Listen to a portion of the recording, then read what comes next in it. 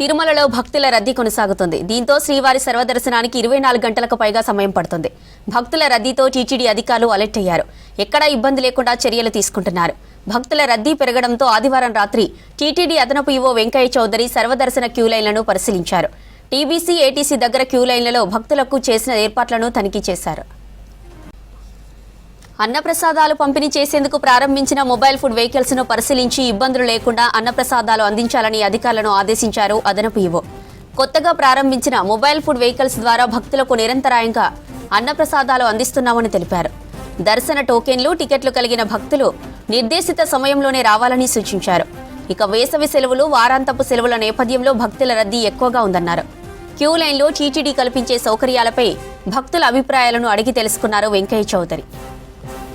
Start కావడంతో దానితోటి weekend తోటి భక్తులు కూడా చాలా పెద్ద మొత్తంలో తిరుమల వచ్చేసి ఉన్నారు.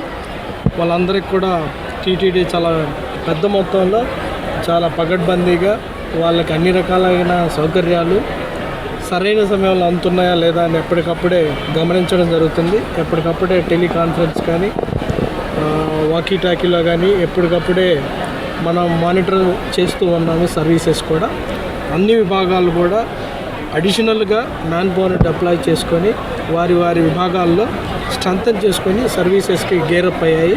ఇప్పటికే ఉన్న ఫెసిలిటీస్తో పాటు మనం అన్నదానంలో మళ్ళీ అడిషనల్గా ఒక 3 వెహికల్ని కస్టమైజ్డ్ చేయించుకోవడం జరిగింది. ఆ వెహికల్స్ ఎక్కడ కావాలంటే అక్కడ క్యూ లైన్కి ప్యారలల్గా నడుపుకుంటూ ఎక్కడ కావాలంటే అక్కడ వాళ్ళకి ఫుడ్ సర్వ్ చేసే అవకాశం కూడా ఉంది.